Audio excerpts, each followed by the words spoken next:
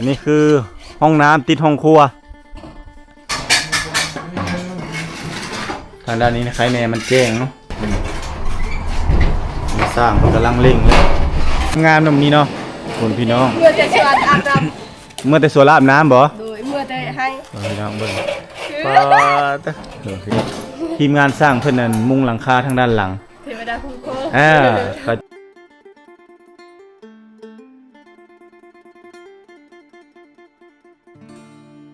กราบทักทายสวัสดีท่านผู้ชม EP นี้ระหว่างที่รอ3สาวเพิ่นมาจะให้แต่สวนตอนนี้ประมาณ 4:30 นเพิ่นยังบ่มาเทื่อเนาะก็สิมานี่ล่ะตามติดเบิ่งทีมงานสร้างเฮากำลังมุงสังกะสีก็ใกล้สิแล้วล่ะเนาะแผ่นอารูซิ่งมุงแผ่นอารูซิ่งเพิ่นจะเท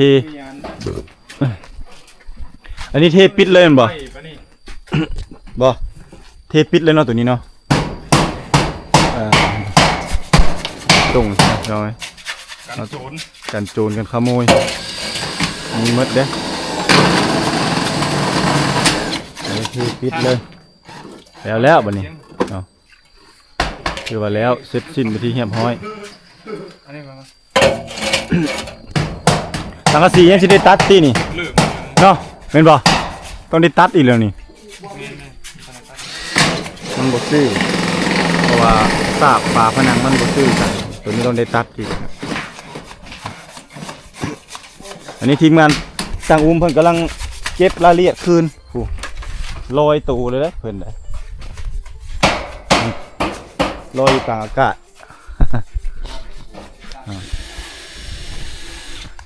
ก็แล้วได้พี่น้องเนาะ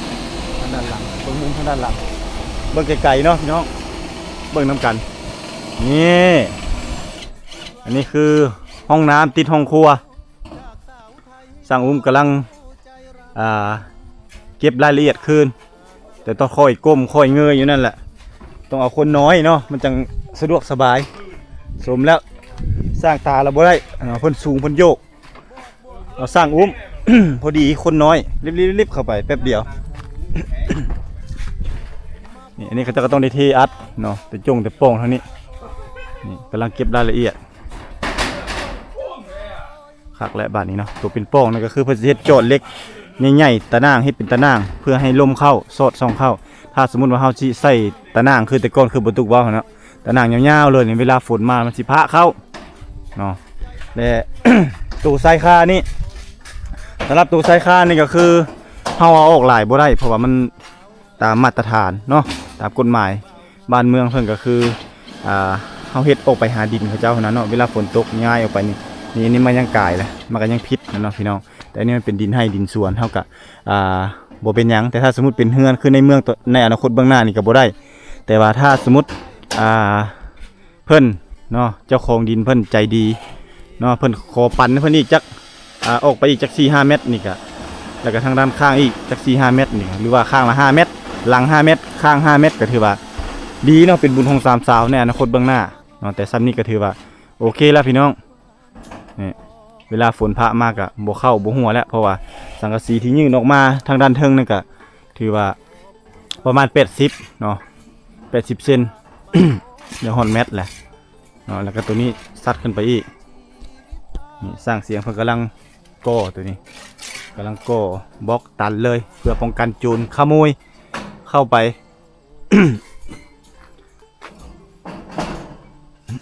ตัวนี้เพิ่นก็ยังสิเทอีกเนาะ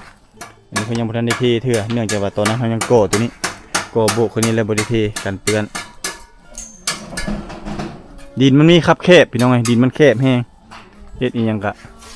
ถือว่าเฮาเฮ็ดในขอบเขตพื้นที่จำกัด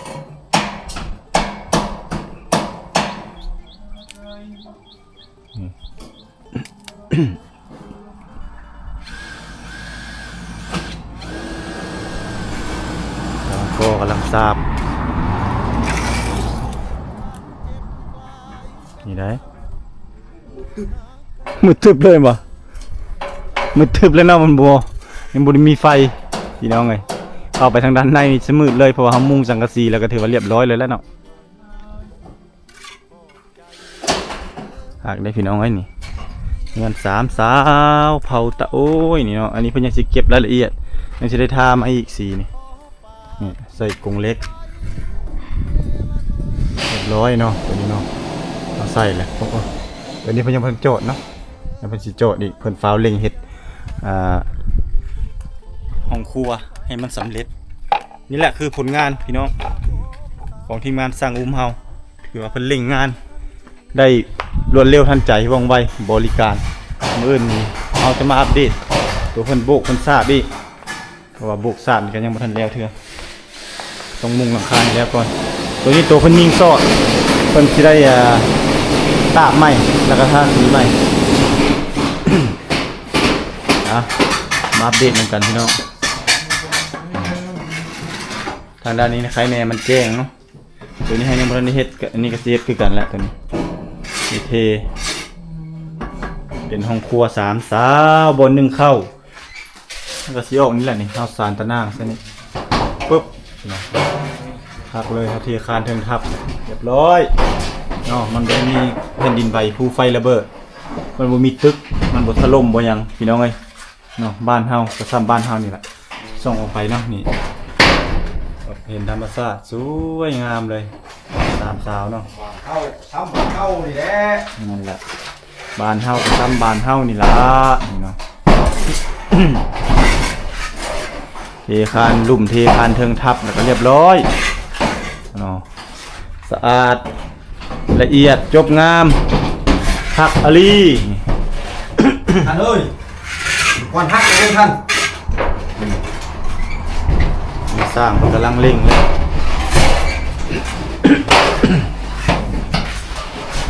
ร้อยแล้ว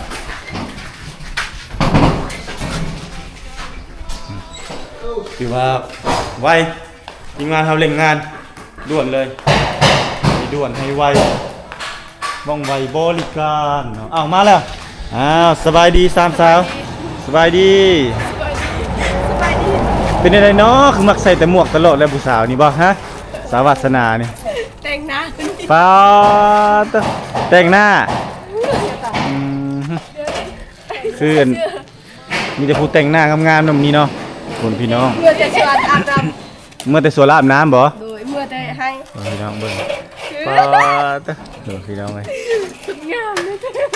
แต่งหน้าแต่งเองบ่ใครแต่งให้ แต่งเอง แต่งเองเลยจะโชว์ความงามเลยแม่คันแต่งเองก็ได้อ่ะปลดหมวกออกเบิ่งปลดหมวกออกเบิ่ง สวย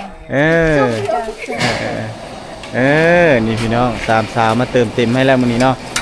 นี่มาเลยเด้อพี่น้องเนาะในคลิปวิดีโอก่อนบ่เห็นสามสาวเพราะว่าสามสาวเพิ่นไปให้เนาะไปสวนหากนมาแม่นบ่หากนมาฮอดนี่เนาะ โดย นี่ FC กินฮอดสามสาวอ้าวขึ้นมาทางเทิงพี่น้องขึ้นมาทางเทิงพี่นี่แหละพี่น้องพอดีเมื่อคืนนี้ทีมงานช่าง เพิ่นบ่ได้เอารถเมื่อเนาะก็เลยปารถอยู่พี่เลยสามสาวเลยมาค่ำแน่มื้อนี้เนาะ โดย ฝนบ่ได้ตกห้ามบ่ยักเข้าใกล้ๆกันฝนบ่ได้ตกห้ามบ่มื้อนี้ บ่บ่ ไปเสียหญ้าอยู่ให้เด้ โดย มาแล้วบ่ตอนฝนตกนะ บ่ยังคน โอ้ยังบ่ทันฝน โดย โอ้มาฮอดเฮือนก่อน โดย โอ้ อยู่เหือนบ่มีอยู่อันน้องอยู่เสีย บ่มีเลย ทางนี้เห็นฝนตก โอ้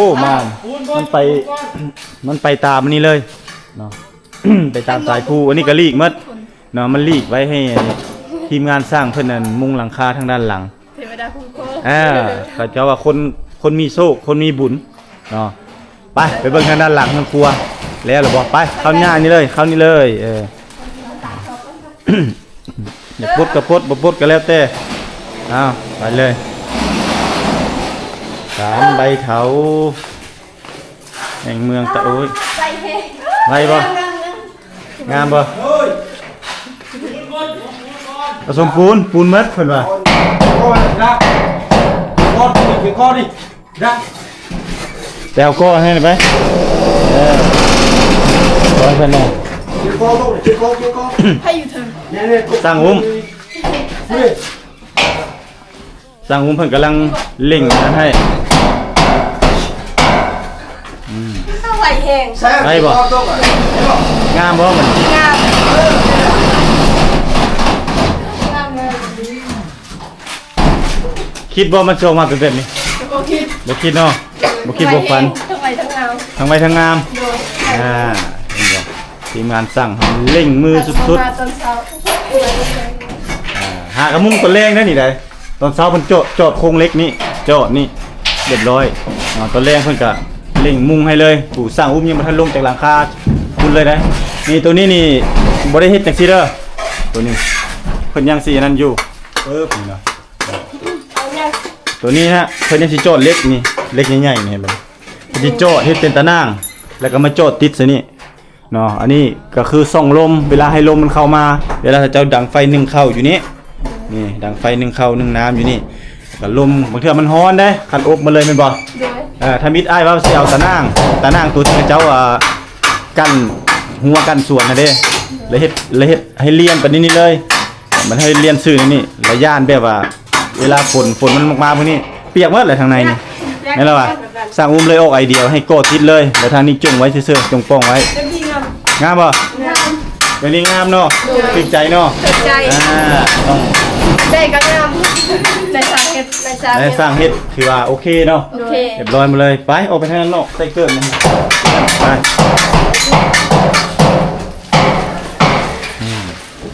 ใกล้แล้ว ค่อยสะอาด สะอาดบ่ แล้วของพี่ดำสะอาดแล้วสะอาดเสร็จตอนนั้นเสร็จแล้ว สะอาดแล้วบ่เสร็จเรียบร้อยเนาะนี่เพื่อป้องกันเรียบร้อยพี่น้องถือว่าสะอาดงามตาอ้ายเนมผู้เดียวตอนเช้าแล้วยังโอ้งามมาดีไอ้ฮะ ดำ ตัวดำๆนั่นกระเจ้าซื้อซีฮูที่อันนั่นให้เด้ตัวที่กระเจ้าเอาเล็กโจดใส่ให้เด้แล้วกระเจ้าชิตามาให้แล้วเสียวซีโบกให้แล้วก็คือเก้างามคือเก้าเพราะว่าเขาต้องได้ซีเอาน็อตหรือว่าเอาเล็กค้ำใส่ในนั้นบทสันมันบ่อยู่คานถึงนะเนาะไปเห็นเบิ่งทางด้านข้างมานี่เริ่มแล้วใกล้สิสำเร็จแล้วทีมงานสร้างใกล้สิได้เมื่อปะแล้ว ไป ไม่ยังเข้าตาหมดบ่เอาออกแล้วแม่ วัฒนาลมรถ อีหยังโทรได้ดิ วัฒนาครับลม วาสนาครับ มาเมื่อกี้นี่ได้ บ่ตอนนะพึ่งต้องกับตอนนะตอนนี้ก็ทำนี่ ตรงค่ำๆนั่น โดย โคตรไปค่อยมาได้ล้มอยู่ไสอยู่เฮือนพุ่น บ่อยู่นะทางเพื่อนน้ำเดือน โอ้เข้าไปในพุ่นแล้วโคตรไปค่อยมาเด้อย่านเด้ เราว่าเก่งขับได้ให้ปล่อยให้มันขับสามคนค่อยมาลงก็ลงเอาใส่เล็กชงค่อยใส่แล้วครับเคยทำได้อยู่ดี โทรได้ดิโอ้อันตรายเด้อมีงานสั่งก็เร่งเต็มที่เลยเนาะ กันตาจริง อันนี้โก้คันบ่โก้ตัดนี่บ่ได้ยันโจรขโมยนี่ปีนเข้าไปเลยแม่นบ่ย่างมาพี่ยับมาอีกรักไปเฮ็ดนะ ฮะ รักไปเฮ็ดอาหาร ใครเรียกลักเป็นอาหารยันลักเข้าไปหาแต่เจ้าคนที่ลักเข้าไปขโมยเครื่องของเลยที่เนาะ รักให้ในช่าง นี่ทั้งพื้นที่ทั้งหลังนี่ก็มีจำกัดเนาะเห็นบ่นี่ติดเลยกำแพงเจ้านี่เนาะ บ่มีเลย บ่มีพื้นที่ว่างเลย โอ้จักทรงว่าเม็ดทองให้ บ่ให้บ่ขอละ พอแล้ว ขอมาซื้อนี่ขอ พอเท่าเขาอยากซื้อเราทรงเม็ดทองบ่ให้ เม็ดหนึงก็บ่ให้2เม็ดก็บ่ให้ บ่ให้ พอแล้วแม่นบ่ โดย อ้าวโดน สำนีก็ยัง ๆบ่แห้งแล้วแม่นบ่ แห้ง อ้าวก็คือว่าอะไรเนาะมันก็ค่อยๆจิตใจคนตอนนี้กำลังอันนั้นอยู่เนาะเพิ่นก็พูดแล้วโดนๆไปพูดแล้ว เพิ่นน่ะสิค่อยขายให้เฮาเนาะเพิ่นน่ะสิ เห็นว่าใส่ยังก็บ่งามตายแล้ว เดี๋ยวนั้นก็เขาก็หักสิบีแบ่งให้ดอกโตไปอีกอย่างกีฬาก็ได้จัก5เม็ดนะเอาไป ถ้าชวนก็สีสูงๆดิให้เขาใหญ่จักสีสูงๆมันก็บ่งามตอนนั้น บ่ได้แล้วเนาะสามีก็ยังจุดินเพิ่นแล้วนี่ตัวนี้ เวลามันตกลงถึกเนาะ เนาะ พอแล้วสำนีบ่ให้อะมันก็ตาย โอเคแล้วสามีเนาะ โดย ได้แล้วพี่น้องเอ้ย มันแห้งอยู่คนอยู่แห้งงามเด้มัน มันมักอยู่น้ำคนอย่าได้หดน้ำตลอดมันก็งามเนาะสามีก็โอเค มีแต่ถ้าเจ้ารักษาความสะอาด เป็นเครื่องโครงเป็นอย่างต่างๆต่างๆทางโน้นนี่ก็มีแต่เฮาใส่นั่นถนนคนเดินหมดนะโอ้คนเดิน แห้ง ถนนคนเดินสั้นสูงพี่น้อง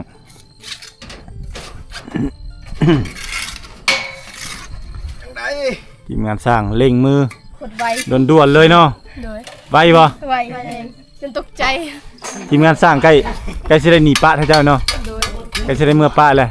บ่คิดฮอดทีมงานสร้างบ่ทีมงานสร้างเมื่อ โทษที่โทษ คิดฮอดเนาะ เฮ็ดบ่ได้ยังบ่ได้ ยังบ่ได้เนาะ โดย อ่า แต่ได้คิดโทษถึงได้ ฝากไว้ผู้ใดผู้หนึงบ่ได้บ่อยู่พี่ฮะ เขาบ่อยู่ดอกน่าจะช่องซะยังช่อง3มื้อเขาก็ยังอึดอัดเลย อึดอัดเลยเนาะอยากเมื่อเนาะ โดย ให้บ่ กูยังเมื่อใช่ไหมนี่ถ้าลงกูต้องแค่ได้มันตัวมันลง ให้หัวหน้าซะเนาะอยู่พี่เนาะให้หัวหน้าสุดเลยเนาะ คนน่าอยู่ดีเพิ่งดี ยังดีบ่ โดย ประกันใช่ไหมเนาะ อนุญาตดีบ่วาสนากับแก้วตา อนุญาต อนุญาตดีบ่ให้อัน อยู่โลก สร้าง นี้ สร้างอุ้มอยู่เอาแล้วเว้าซั่นนั้นซื่อๆจากตกแล้วบ่ได้ โอ้อย่าไปคืนนะคืนอายอยู่เทั้งหลังคาน่ะโยนลงนั้นแล้วพอแฮงได้สร้างอุ้มไปเออ หลุมเนาะ ให้อันเราขออนุญาตนำเด้อตัวเจ้าสองคนให้ยีบ่สร้างอุ้มไปให้เคย ให้บ่ ให้ อยากได้บ่สร้างอุ้มน่ะจะได้สร้างอุ้มไปได้เคยอยู่บ่ อยากได้ เออธิดา มีปัญหายังช้าอะไร ดีใจเนาะคันได้สร้างอุ้มไปได้เคยเนาะ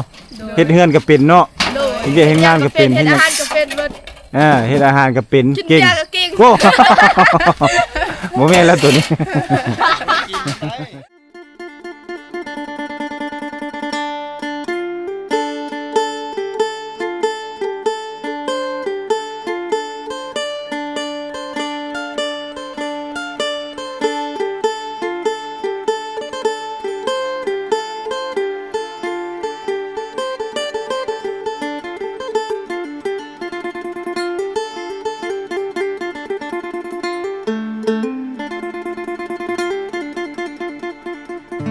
ไอหอบความช้ำมา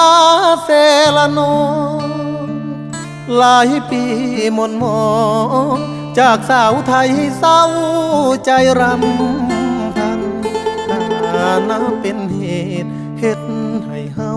ต้องพลาดจากกัน ด้วยพ่อแม่เจ้านั้นบอกบ่เอาลูกเคยคนจน มาพ่อผู้สาวชนเผ่าตะโอยเจ้าเอิญจะโดยง่อยเด้อชื่นใจเหลือล้น เธอชื่อธิดาสาวชนเผ่าตะโอยหน้ามนหอยยิ้มจิ้มใจอ้ายล้นเหมือนนิมนต์มาจนละเมอ สาวเซละนองบ่าวไทยสองใจพันผูกความเจ็บกลายเป็นความสุขหากันแต่วันแรกเจอ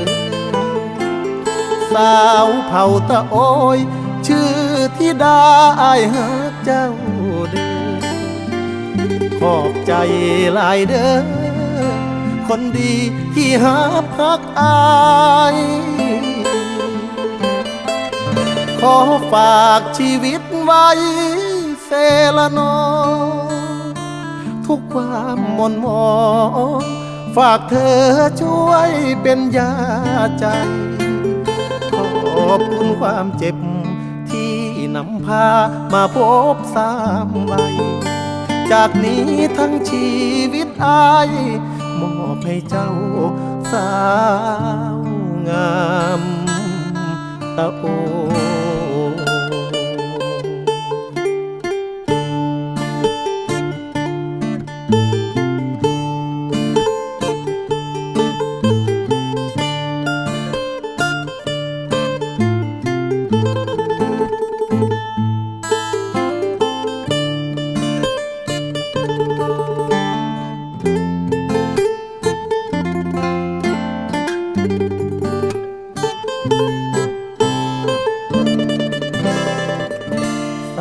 าวเซละนองบ่าวไทยสองใจพันผูกความเจ็บกลายเป็นความสุขหากันแต่วันแรกเจอสาวเผ่าตะโอย ชื่อธิดาอายฮักเจ้าเด้อขอบใจหลายเด้อคนดีที่ฮักอายขอฝากชีวิตไว้เซละนอทุกความหม่นหมองฝากเธอช่วยเป็นยาใจขอบคุณความเจ็บ